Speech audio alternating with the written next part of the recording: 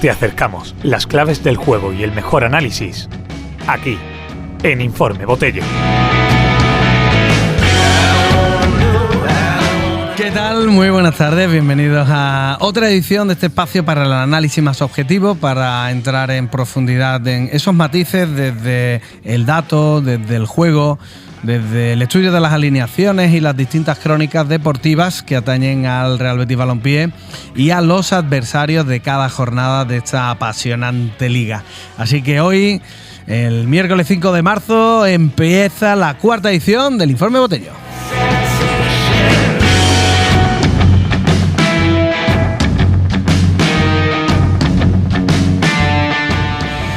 Y empezamos obviamente con la retrospectiva de la última jornada de Liga, este Real Betis 2, Real Madrid 1, desde la felicidad que se vivió en el Estadio Benito Villamarín, con una afición entregada, con una climatología muy adversa, pero que no frenó la manera de jugar y sobre todo la manera de remontar del equipo de Pellegrini.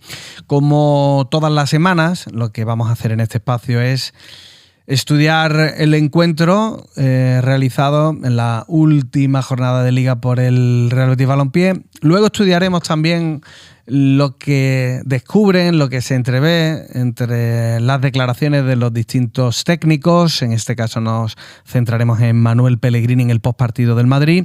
Viajaremos hasta Las Palmas para conocer a Diego Martínez en distintas ruedas de prensa, entrando en profundidad en un análisis tanto cualitativo como cuantitativo de Las Palmas, y acabaremos con alguna pincelada de la rueda de prensa que ha tenido lugar hoy miércoles 5 aquí en el estadio, hablando de sobre todo algunos aspectos súper interesantes de talento.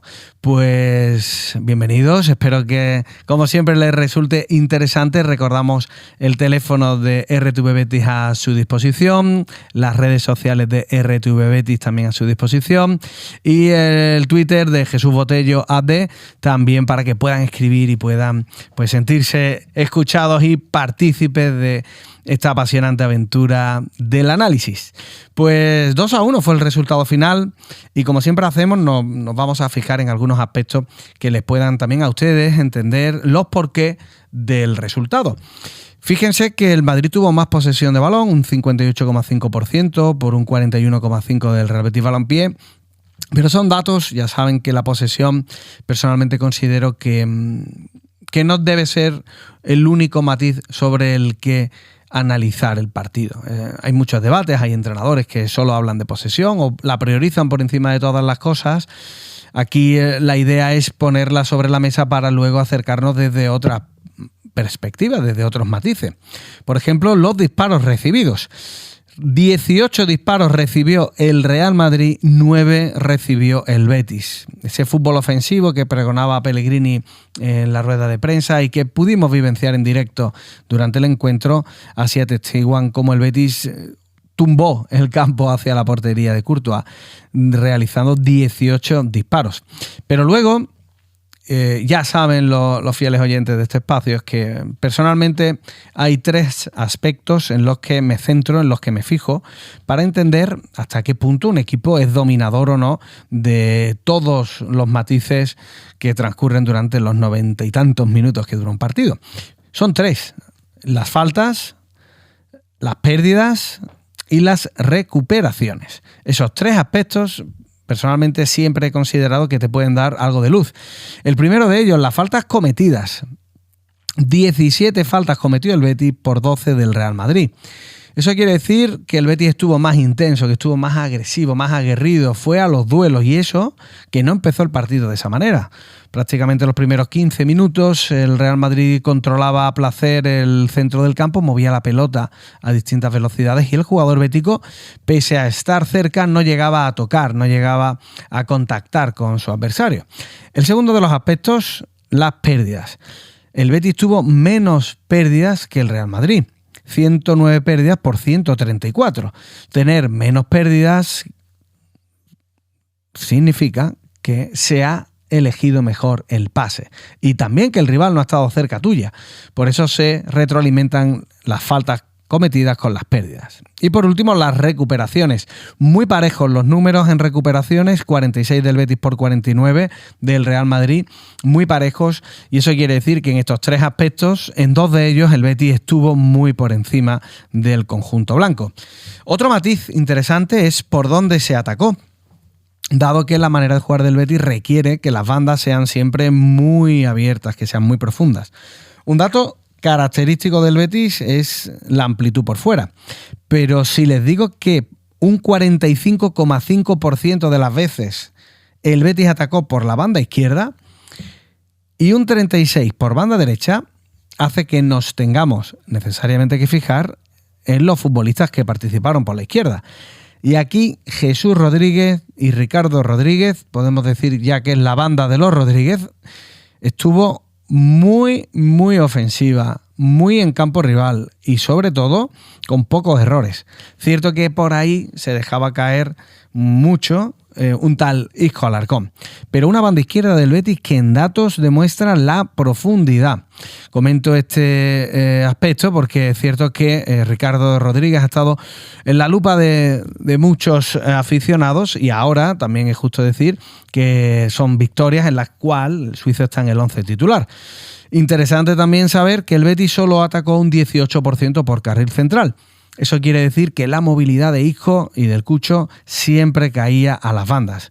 Para terminar esta radiografía táctica, un mapa de ocupación, es decir, por dónde estuvieron los futbolistas béticos, nos refleja que el equipo verde y blanco vivió muchísimos minutos en campo rival.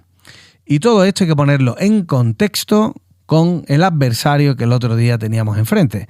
Todo un Real Madrid que venía de ganar a la Real Sociedad. En definitiva, y con esto ya pasamos a la siguiente manera de entender el fútbol, que son las ruedas de prensa. Esta es una manera táctica de jugar, una manera técnica de entender el fútbol. Vamos a escuchar qué comentó Manuel Pellegrini. El equipo está muy contento con la victoria de los 3 puntos ante un rival tan difícil como es el de Real Madrid.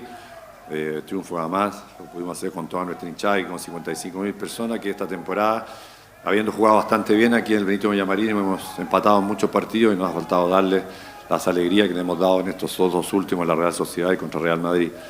Segundo, porque creo que el equipo no salió a buscar un resultado, salió a hacer su juego, lo dije antes del partido, para refugiarnos atrás y tratar de ganar 1-0, no se progresa para nada con estos partidos. Si salimos a jugar con la personalidad que tuvimos, desde el minuto 15 en adelante, los primeros 15 fueron medios timoratos, de ahí para adelante creo que superamos Real Madrid, no nos llegó a la portería y tuvimos 2 o 3 ocasiones de gol muy claras. Así que contento por el triunfo, contento por la personalidad y contento por la hinchada del Betis. Contento por la hinchada del Betis, un Manuel Pellegrini que no suele ser muy efusivo en ruedas de prensa, pero el otro día se le notó muy contento y la verdad que lo dijo muchísimas veces, que era por la afición. Es decir, al final estamos ante un técnico que obviamente tiene una manera de interpretar su profesión desde la seriedad, desde la rigidez y además desde un control de las emociones. Pero qué bonito también, ¿no? Que el otro día hablase tanto de la afición y que reconociera ese papel tan fundamental. No sé si se escuchaba bien, pero incluso en las ruedas de prensa seguían los aficionados colándose en el micro de los compañeros en rueda de prensa, porque la verdad que incluso después del partido se siguió viviendo la fiesta en verde y blanco. A mí lo que quería compartir con ustedes, por eso este fragmento, es la manera en la que hablaba de que el equipo no se encerró atrás, que fue a buscar la victoria. Y este matiz es vital para entender la manera de jugar del Betis y la manera de entender el fútbol del ingeniero. En el libro Liderazgo Pellegrini hablamos mucho sobre cómo los planteamientos son fundamentales, porque es una idea de juego. Y con el marcador a favor, tampoco se dio ese pasito hacia atrás. Con el marcador a favor, tampoco el Betis se repliega hacia la portería del cancerbero. Todo lo contrario, siguió yendo hacia arriba, los cambios fueron muy ofensivos y el Betis mantuvo esa manera de empujar al adversario hasta los minutos finales. Un equipo muy ofensivo este de Manuel Pellegrini el otro día.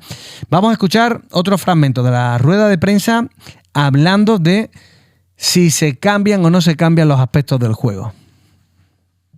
Donde nuevo a meter en zona de, vamos a decir, objetivos europeos, sexta plaza.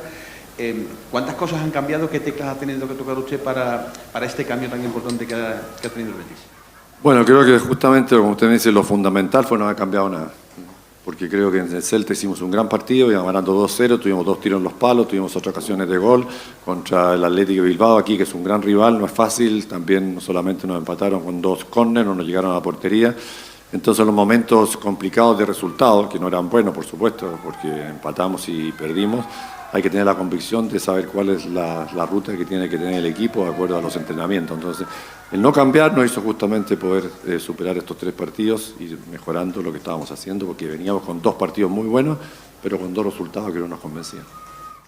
Ahí está clara la convicción. Es importantísimo, en los cursos de entrenadores además es algo que menciono muchísimo, el saber la identidad y el cómo uno siente el fútbol y cómo además quiere que sus equipos jueguen. En este caso, incluso en los peores momentos no se ha tocado nada, no se ha cambiado absolutamente nada.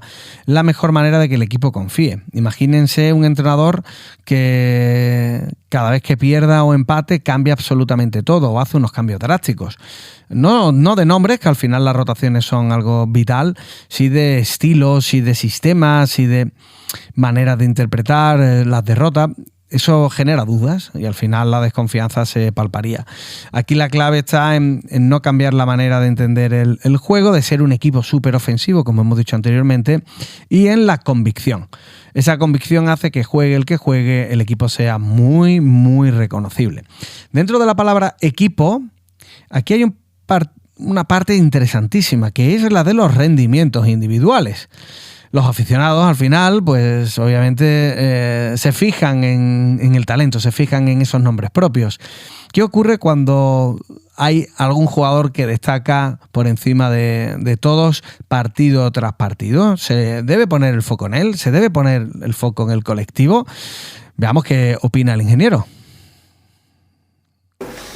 Ha jugado muy bien el equipo, ha defendido muy bien, Cardoso ha estado inconmensurable, mérito de todo el equipo, pero ¿cómo definiría el partido de Isco? Bueno, yo creo que, independientemente nada más que recién me preguntaba por Antonio o por Isco, yo creo que los rendimientos individuales son siempre muy importantes y todos sabemos que lo que cada jugador es capaz de dar. Mientras más cerca estén de ese rendimiento, más importante es. Y Isco la verdad es que baja muy poco su rendimiento de acuerdo a lo que él es capaz, un jugador de un gran nivel que contagia más al equipo, no solamente en calidad técnica, sino que en la entrega física que tiene durante todo el partido. Pero creo que no me centraría yo en un hombre, me centraría en el funcionamiento colectivo que tuvo el equipo, en la manera, lo poco que llegó Real Madrid, con todas las variantes que tiene ofensiva, lo poco que llegó, la cantidad de ocasiones, que además de los 2 goles, creo que tuvimos 2 goles, uno de un córner también que sacaron de la línea, otro que tuvo en el segundo tiempo también muy claro, que se le fue a Cucho al lado de un poste, así que en términos generales porque dominamos el partido nosotros. La importancia de no bajar el rendimiento, de contagiar al equipo y por lo tanto a los compañeros. No es este deporte de individualidad, este deporte es de individualidad al servicio del colectivo, del equipo. Los rendimientos individuales marcan esos picos de eficacia, de gesto técnico, de solventar los entramados tácticos de los adversarios, pero al final están al servicio del colectivo. Por eso Pellegrini reflejaba algunos nombres propios, pero siempre destacando cómo trabajan para los demás. Luego veremos un poquito más sobre el talento, mencionaremos algunos nombres propios, pero para entrar en clave del por qué, incluso cuando no se está bien, el talento fluye, que cuando vienen mal dadas, el talento aparece. Y eso siempre desde lo colectivo. Recordamos que el Betis el otro día se puso 0-1 ante un Real Madrid que tenía una pareja de delanteros como Vinicius y Mbappé, palabras mayores. Y ya para terminar este bloque del partido ante el Real Madrid, vamos a entrar en clave táctica explicada por el ingeniero sobre cómo el Betis debe ser capaz no solo de achicar los espacios, sino también de atacar el balón. Yo creo que estábamos achicando los espacios, pero no estábamos atacando el balón. Entonces, jugadores de la capacidad técnica que tienen el Real Madrid, incluido Modric, si no se le apura cuando el balón llega, no van a perder ningún pase. Pero ya dimos un pase más adelante en agresividad, en distancia, empezaron a apretar los medios detrás de Isco, empezamos a tomar el control. Claro, ya con Isco, con el control del balón, las cosas cambian. Pero en términos generales, vuelvo a reiterar, creo que el equipo defensivamente trabajaron muy bien los 11, incluido Adrián, que sin tener mucho trabajo, los centros los cortó muy bien. Y por otro lado, ofensivamente, creo que tuvimos posesiones, tuvimos llegadas, se integraban también al ataque los dos laterales, así que la verdad que fue un partido más que completo ante el rival que teníamos al frente. Pues ahí lo tienes, una magnífica explicación de la ocupación del espacio, pero sobre todo de atacar el balón. Y eso ocurrió los primeros 15 minutos, lo decíamos al principio, por eso siempre destaco entre uno de los 3 aspectos el asunto de las faltas tácticas, porque es vital encimar al adversario, es vital en espacios reducidos que se sientan incómodos, y por eso el otro día el partido del Betis fue un partido coral con y sin balón. Bueno, pues vamos a pasar a uno de los bloques preferidos de los oyentes, liderado por el gran Quique Macías, que siempre está al otro lado del cristal, detrás del S-On Air, y nos va a deleitar con algo de música y luego la promesa de siempre, sitio, espacio para los oyentes. ¡Nos vamos!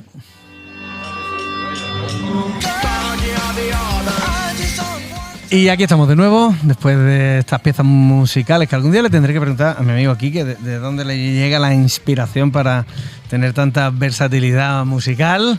Seguro que alguna vez nos cuenta alguna anécdota suya. Por si no saben algo de Quique, es un señor que tiene una auténtica caja mágica de sorpresas que algún día desvelaremos, pero bueno, lo prometido es deuda y el tiempo apremia. Así que, querido Quique, buenas tardes. ¿Qué dicen los oyentes? Muy buenas, Jesús. Qué engañados tengo, ¿eh?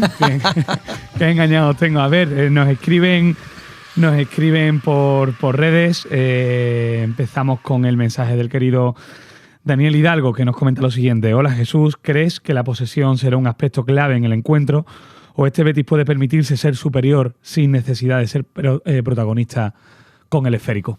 Pues muy buena pregunta, porque entra de lleno en lo que es el estilo de Pellegrini. Pellegrini quiere ser protagonista. Ser protagonista quiere decir ser un equipo muy ofensivo. Y ser ofensivo significa ir decididamente hacia la portería rival. Para llegar a la portería rival se pueden utilizar los 2 medios que ha comentado el oyente. Posesión larga, control del juego, del ritmo y también contraataques. Pero es que este Betis, y desde luego desde que juega con extremos, por eso hablo tanto de un Betis de extremos, con Jesús Rodríguez y con Antony, tiene velocidad de crucero. Así que tranquilo, amigo mío, oyente, porque de las 2 maneras el Betis es capaz de llegar y de percutir. Es cierto que la lectura de los 2 estilos está en el desgaste. Jugar a la contra requiere más desgaste por los esfuerzos físicos. Jugar desde la posesión permite que los jugadores lleguen más descansados a los tramos finales, dado que al correr la pelota no tienen que correr ellos. Magnífica respuesta, como siempre, querido Jesús. Otro oyente, Álvaro Padrós, que nos pregunta: parece que el rival del domingo aún no sabe lo que es ganar a domicilio en este 2025, tan solo un punto en Valladolid. ¿Crees que mentalmente es algo que el Real Betis debe tener en cuenta, tanto en el aspecto positivo como en el negativo? Sí, seguro que sí, porque además es importante dentro de este espacio de análisis poner todas las cartas sobre la mesa, toda la información, y en el debe del Betis esta temporada está que ante equipos de complicada clasificación, por decirlo de una manera suave, pues ha tenido problemas, ha tenido pérdidas de puntos. De hecho, ha habido bastantes derrotas contra Valencia, Valladolid, etcétera, ¿no? Parece que se ha superado ese bache de picos, esa manera de jugar tal vez un poco guadianesca. También podríamos poner en el contexto el tema de las lesiones, pero para no buscar excusas, lo que hacemos es centrarnos en el presente. Y haría muy bien el Betis en tomarse este partido ante Las Palmas con la misma fiereza, la misma agresividad e intensidad que se hizo el otro día ante el Real Madrid o que se hizo en su día ante el Atlético de Madrid. Por lo tanto, seguro, querido oyente, que el Betis va a salir con las pilas puestas. También tenemos el partido ahora de Conference, pero cualquier rival y cualquier partido deben ser tomados como finales. Finalmente, Jesús, nos escribe José Luis Mariscal desde Prado del Rey, desde Cádiz, empezando con una pequeña reflexión. Pienso que los meses de febrero y marzo suelen ser complicados porque clubes y jugadores caen en el error de pensar que hay objetivos colectivos individuales que ya no van a darse.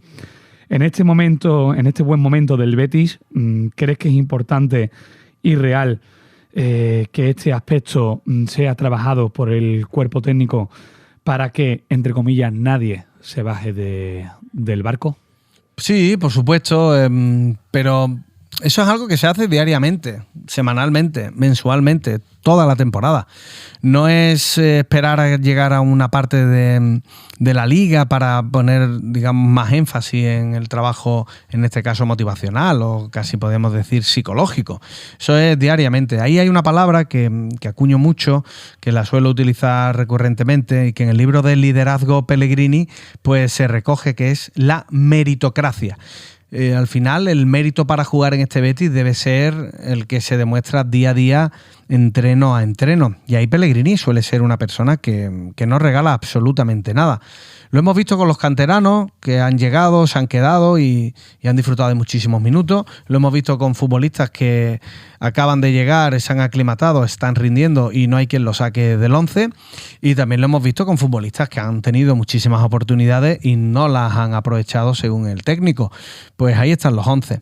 Así que estoy seguro que Pellegrini, porque así lo ha hecho toda su carrera, valora al máximo la entrega, la disposición y esa meritocracia para que los futbolistas sigan siendo muy competitivos. Y termino con un pequeño apunte a esta pregunta del oyente. Las recuperaciones de futbolistas, atentos porque Bellerín, Fornal, William Carballo a corto plazo son nombres muy importantes, muy interesantes y que van a subir la competitividad de la primera plantilla. Pues poco más, Jesús. Por ahora, estas son las preguntas de los oyentes. Revisamos si quieren a dónde pueden escribirnos, cuáles son las redes. Vale, pues Jesús Botello AD en Twitter, jesusbotello.es en Instagram, que es cierto que me llegan algunos mensajes por ahí, y RTV Betis en Twitter, y luego el teléfono de aquí de la radio, Quique, que es que no me lo sé de memoria. Si lo puedes decir tú, te lo agradezco. No te preocupes porque llevo 9 años trabajando en esta radio, Jesús, y yo tampoco me lo sé de memoria. Lo recordamos para los oyentes. Pueden escribirnos a través de WhatsApp al 673-614193. Repetimos, 673-614193.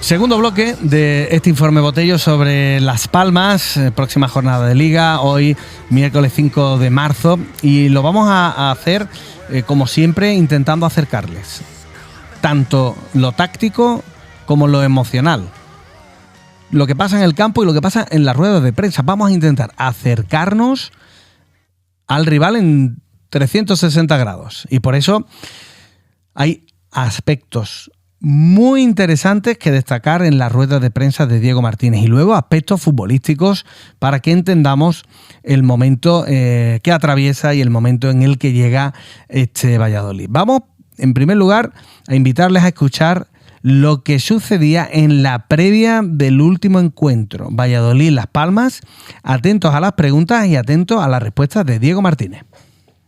Son partidos que vamos a tener una temperatura muy diferente a la que hay aquí, un rival herido y bueno, al final esto es primera división y el manejo de las emociones, la gestión de las emociones durante el partido y la tipología del tipo de partido que se puede dar en función de si consigues estar más o menos fluido o si consigues estar más o menos acertado, pues evidentemente el devenir del partido va a estar por ahí, ¿no? El manejo de las emociones.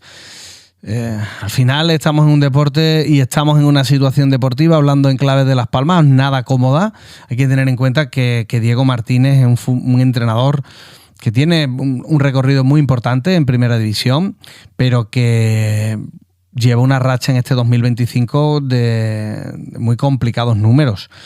Al final es interesantísimo entender que él llega desde una mala gestión del entrenador anterior, así lo pensaba la directiva, y llega el pasado 8 de octubre. Y atentos porque tiene un contrato en el cual se le prorrogará en caso de permanencia, lo cual hace que el foco sea todavía mayor. El equipo es cierto que con el anterior entrenador, con Luis Carrión, tenía muchos vaivenes futbolísticos, una idea muy clara, pero ciertos vaivenes que no le dio resultados, y así aparece pues Diego Martínez. Son 19 al final los puntos que se consiguen, pero el parón de Navidad parece que no le ha sentado absolutamente nada bien. Incluso aquel doloroso 4-0 en Copa del Rey ante el Elche, lo cual generó tal vez más dudas en torno a la figura del técnico. Vamos a escuchar la rueda de prensa tras ese Valladolid 1, Las Palmas 1. Recuerden que también se sufrió una expulsión por parte del equipo de Diego Martínez, pero veremos qué dice el entrenador. Hemos sufrido mucho por el esfuerzo, por la tensión del partido. Sinceramente creo que el equipo dio todo lo que tenía. Insisto, hay un partido antes de la expulsión y otro partido después. Creo que el equipo antes de la expulsión está el partido donde queríamos, controlándolo, con personalidad. Encima nos adelantamos y luego nos enfrentamos a un equipo de Primera División, no lo olvidemos. Es que me parece que muchas veces nos olvidamos de esto.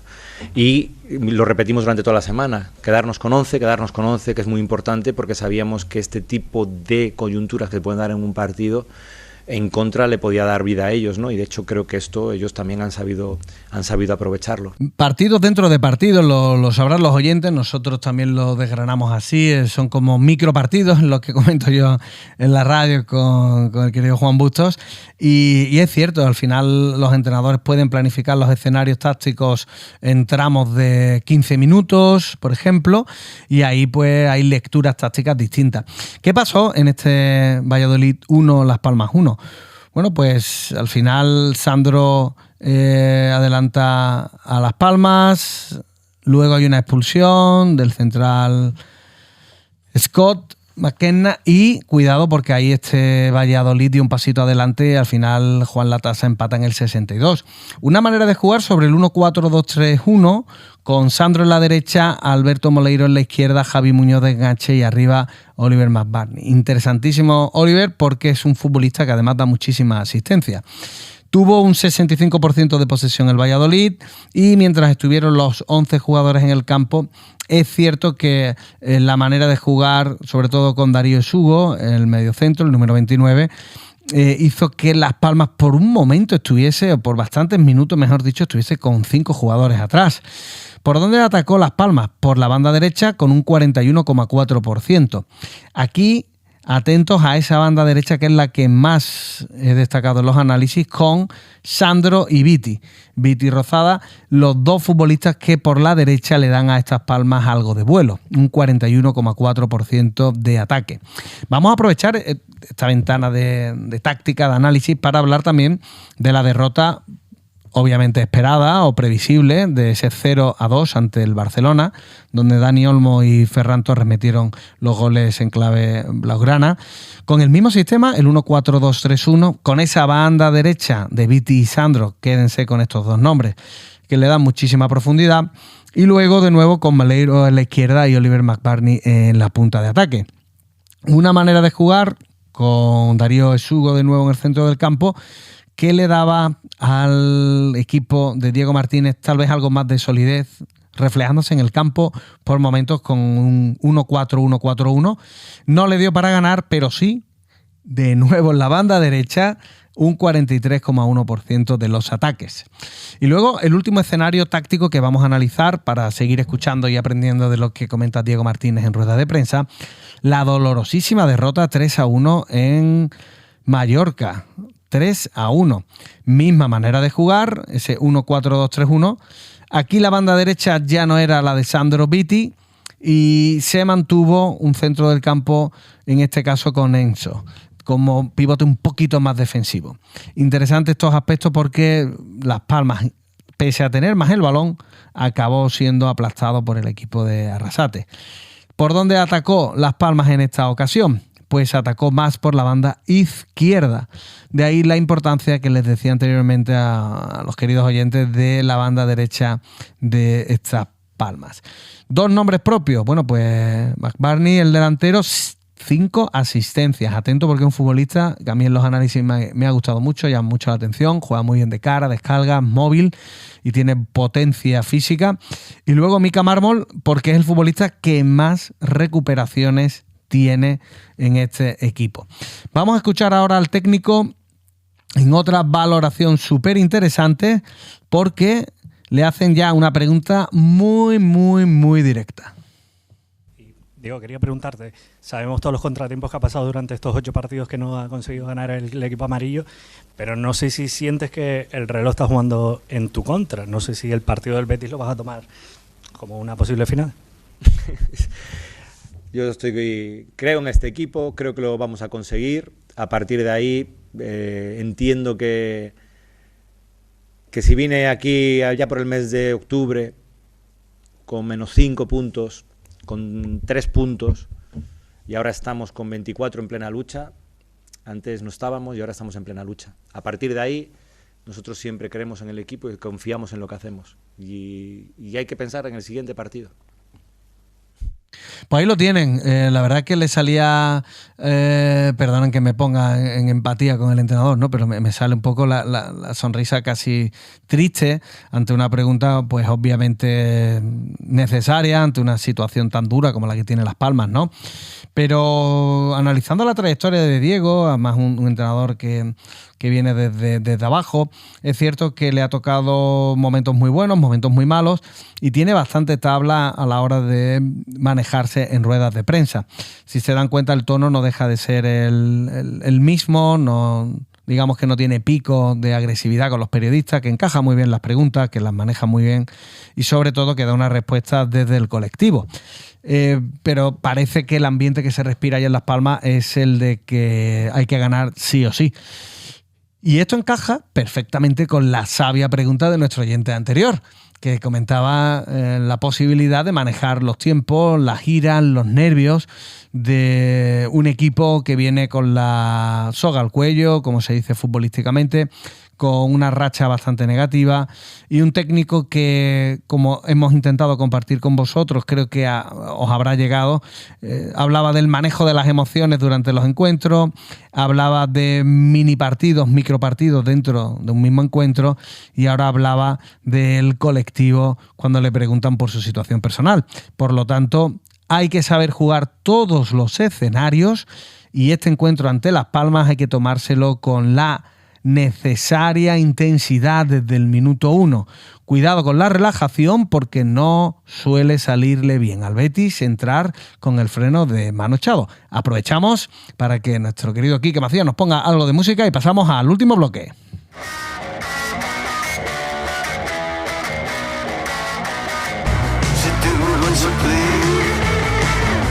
Y empezamos este tercer bloque en este informe Botello del 5 de marzo.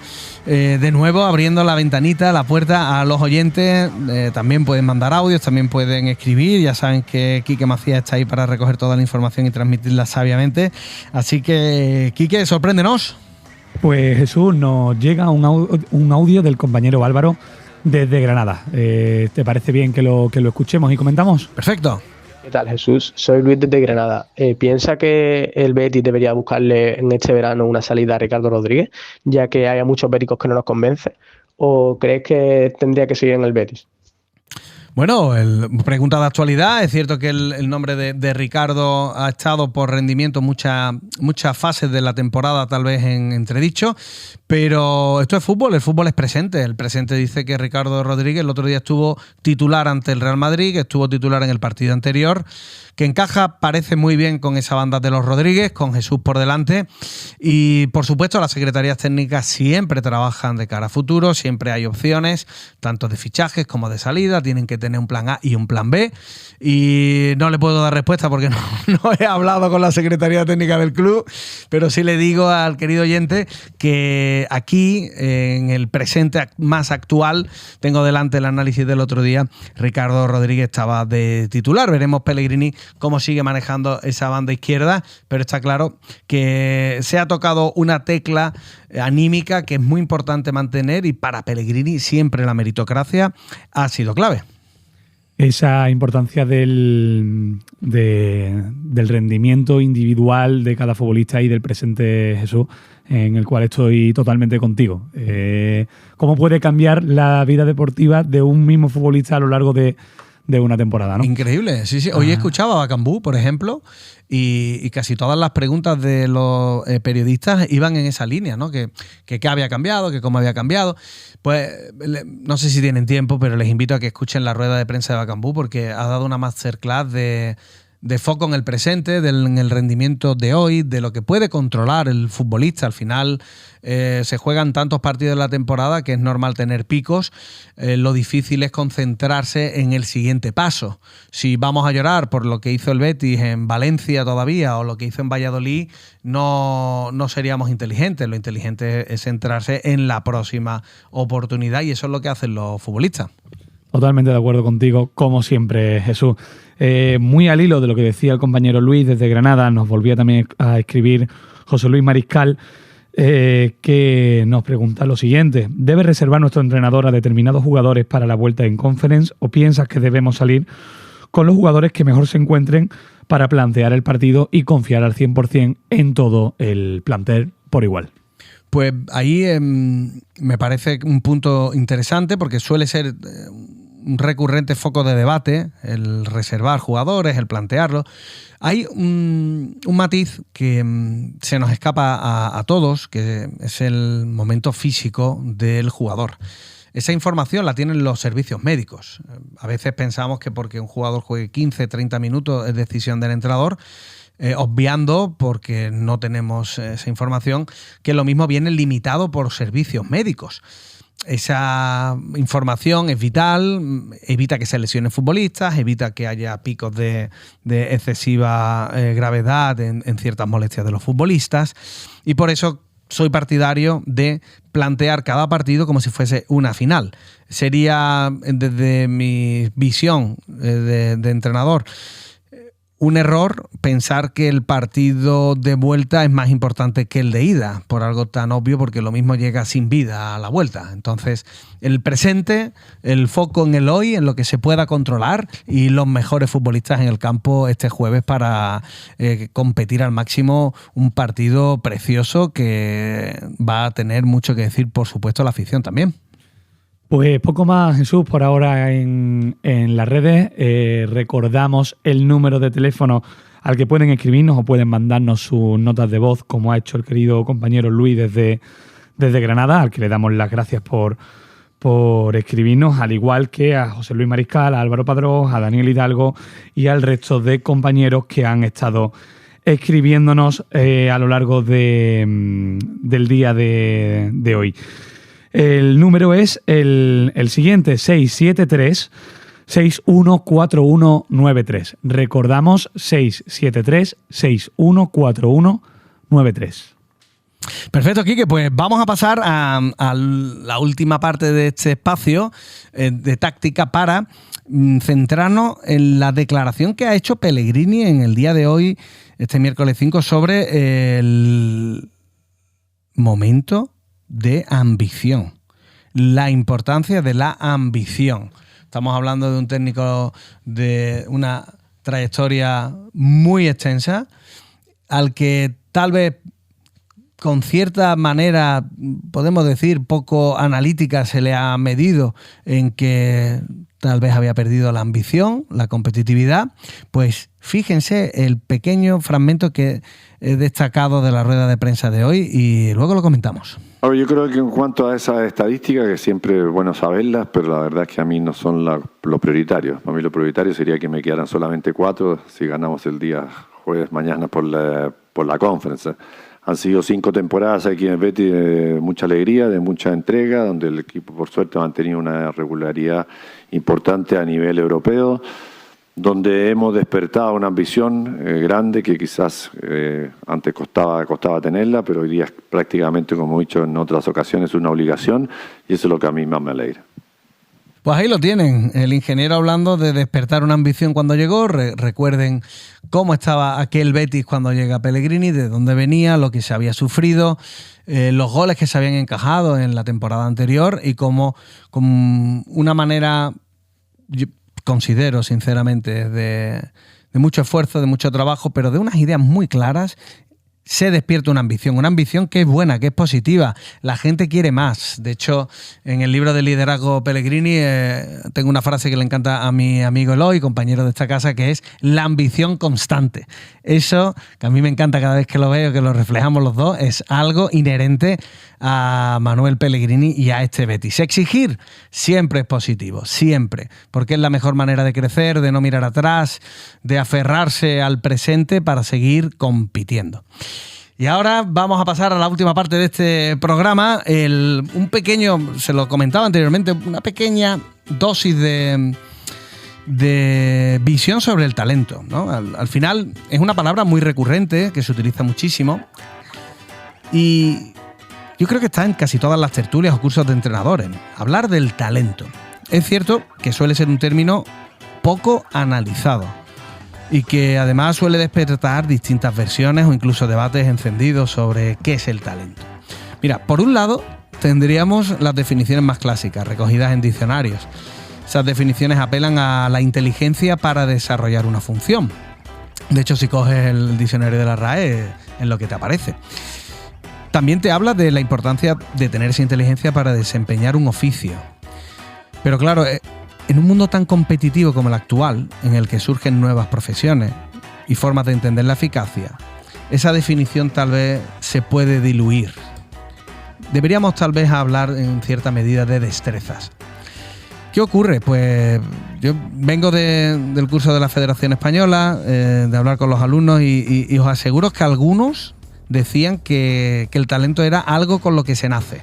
Es decir, que tú de manera inconsciente tienes talento. Otra parte de la clase comentaba, en este encendido debate que mantuvimos, que el trabajo era al final lo que te permitía adquirir esas competencias desde la práctica. Fíjense, yo en medio de un debate donde unos decían que se nacía y otros decían que se podía crear, que se podía trabajar.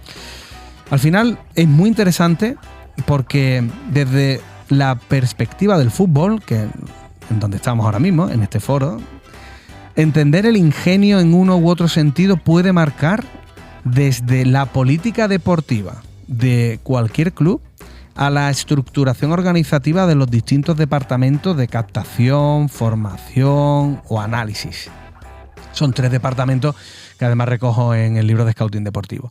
¿Por qué es tan importante saber qué se entiende desde el punto de vista del talento?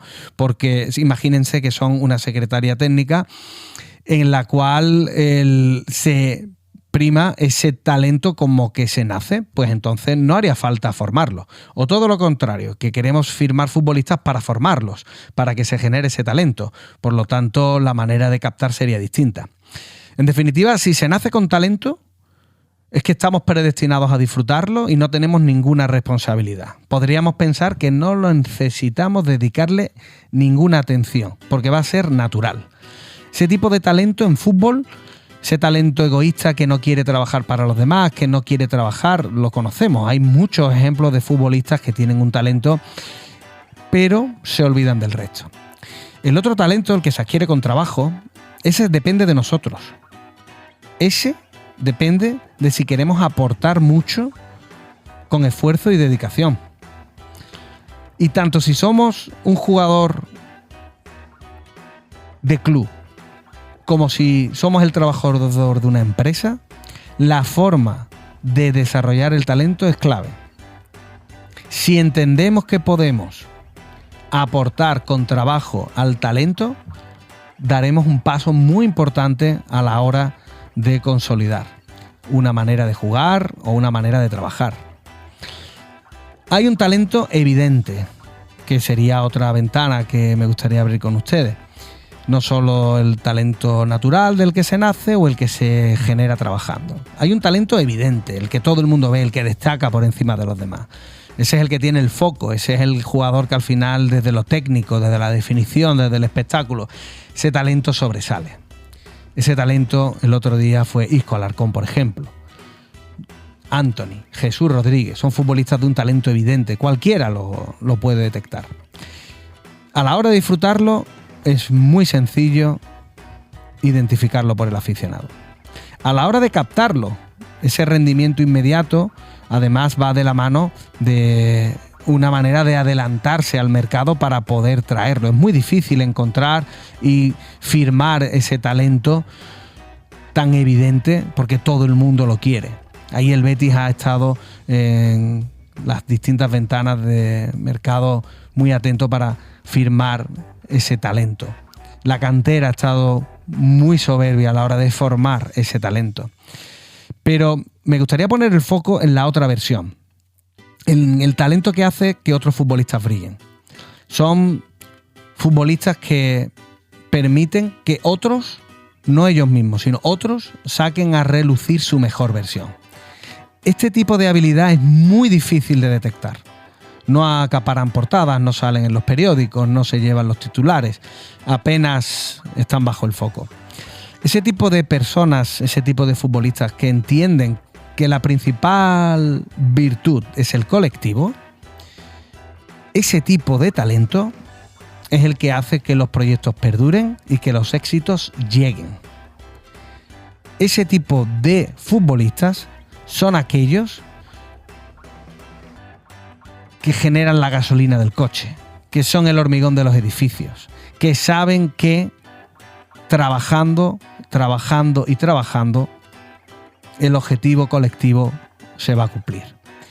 Es por eso que aquellos que dan equilibrio, que cubren al compañero, que pelean cada oportunidad y que mantienen la concentración son imprescindibles. Imprescindibles. Tal vez no sean estrellas, tal vez pasen desapercibidos, pero nosotros tenemos la obligación de cuidarlos, de darles cariño, de animarles a que sigan siendo tan profesionales, que desde la sombra sigan protegiendo y potenciando a los talentosos que nos hacen soñar, porque juntos vamos a conseguir grandes logros. Lo mejor está siempre por venir.